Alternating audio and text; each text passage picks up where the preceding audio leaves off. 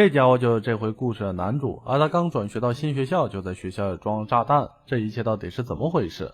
好故事阿正陪你看，这回和大伙聊一部短篇漫画《屋顶的长颈鹿》。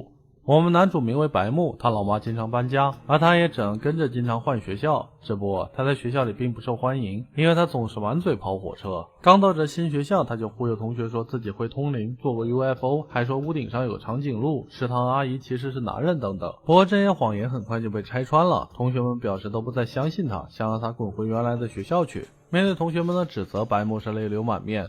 他哭着说自己刚刚转学过来，只是想和大家快点做朋友，想逗大家开心而已。他不是故意要骗大家的。同学们看白木这个样子，本来不忍心再指责，然而白木身上掉下的薄荷膏却再次证明前面那些话又是谎言，他只是用薄荷膏来催泪而已。这下大家都不愿意相信他了。班上风村看这样被大家排挤的白木有些悲伤，不过白木是无所谓，他早就习惯被大家排挤，就算没人愿意接近他也没关系，他一个人也能搞出事儿来。比如这天放学，他就在黑板上写自己在学校里装了炸弹，想拆除的话就把屋顶的长颈鹿找出来。这一幕刚好被风村看见，他希望白木不要再做这种事了。白木对眼前的妹子完全没印象，甚至连名字都不知道，正想问对方是谁，外面有老师走了进来，他催促现在放学了，两人该回家了。老师发现黑板上的留言，吐槽肯定又是白木干的好事吧，没想到风村却主动揽下责任，说他随便写的，马上就擦掉。老师很诧异，风村居然还有这种恶趣味，但也没说什么。等人走了之后，风村陷入了低落，他还第一次被老师说有恶趣味。旁边的白木却毫不领情，他表示自己又没要求风村包庇他，反而有种功劳被抢走的感觉。再说了，说谎有什么错吗？又不是偷东西或欺负人，他觉得自己只是以自己的方式来享受学校生活而已。可风村是有些看不下去，他觉得很难受也很生气，不希望白木继续那么做。白木觉得这家伙完全是自说自话，为什么风村要来干涉自己啊？风村捂着红透的脸说，因为我喜欢你的脸啊。但他立刻补了一句，就只喜欢脸，其他部分全都很讨厌。白木笑了，这家伙还真直白，他对眼前的妹子也提起了一点兴趣，想多聊聊。风村倒想问，白木不寂寞吗？这样被大家讨厌不难受吗？白木表示没关系，被人讨厌总比被人无视要好吧。上个学校的人肯定也牢牢记得他，说不定现在还在说他的坏话呢。风村表情却很低落，他记得妈妈跟他说过，大家都会远离说谎的人，等真正痛苦的时候就没有人会来帮助自己了。真正痛苦的时候吗？白木对这话有点感慨，他这喜欢说谎的情况或许是遗传的呢，因为他老妈总是带着假的爸爸回来，每次都跟他说今天起这个人就是你的爸爸喽，然后假的爸爸一来他又要转学了。风村一下不知道该怎么回应比较好。白木看着风村不知所措的样子，脸上露出苦笑，抱歉，骗你的了。太阳快下山了，两人一起回家。临分别时，白木问风村最晚能几点回去，因为在6点的时候学校屋顶上会出现长颈鹿，他想约风村一起去看看。风村觉得白木干嘛又撒谎，白木见此也转身挥了挥手说，骗你的了，我就说说而已，明天见了。只不过风村看着白木走远的样子，突然感觉那身影看起来十分落寞。第二天白木没有来，听说是转校了，班上的同学都欢呼白木的离开，唯独风村一个人黯然神伤。他孤独地坐在学校的单杠上，抱怨白木的不告而别，明明还说了明天见，直到最后都满口谎言，还说什么6点能在学校屋顶上看到长颈鹿啊，净骗人。然而让风村没想到的是，屋顶上的长颈鹿居然真的出现了。风村仔细看了一下，发现那其实是屋顶上的水獭，每天6点左右，因为光照的关系看起来像长颈鹿。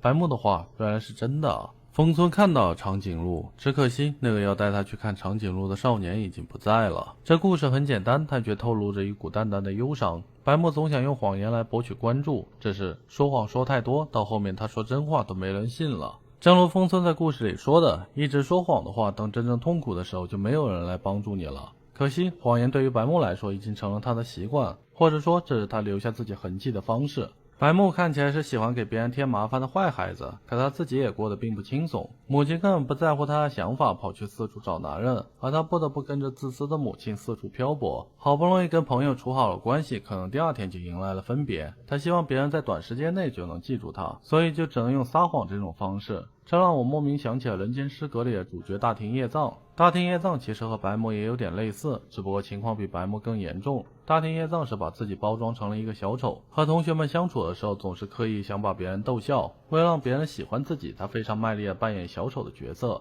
为什么会这样？这和他的家庭环境有关。大町业藏父亲是政治家，对他从小就寄予厚望，所以父亲对他非常严厉，哪怕是正常的玩耍都会被父亲责怪。久而久之，业藏就觉得真实的自我是丑陋不堪的，每次在父亲面前展露自我都会被斥责。可人的天性就是渴望外界的关注与认可，在内心纠葛中，业藏最后想出的办法就是扮成小丑。一方面，他可以借用小丑的面具来隐藏真正的自我，另一方面也可以用小丑的面具来获取大家的喜欢。怎么样，这情况是不是和故事中的白木差不多？虽然一个是小丑，一个是撒谎屁，但其根本动机都是希望能获得别人的关注。然而凡事皆有代价，大町业藏在研究小丑之后又有了新的痛苦，因为大家眼中看到的都是那张小丑面具，没有人真正看到面具下面的那个人。业藏为了逃避这种痛苦，就逃离了家，逃离了学校，去到一个别人都不认识自己的地方。可每到一个新地方，他又会不自觉地重复以前的模式，继续戴上一个新面具来隐藏真实的自己。在这种状态下，他无论获得什么都觉得那是面具的功劳而非自己的。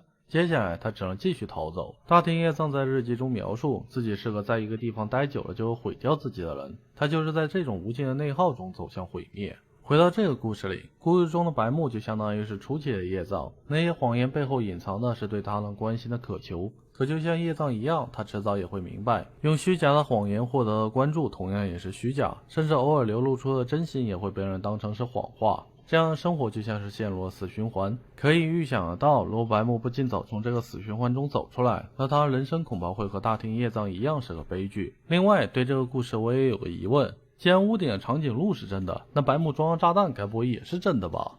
好了，这次故事就先说到这里吧，但有趣的故事还有很多，阿正下次会给你一一讲述。关注阿正，陪你看更多好故事。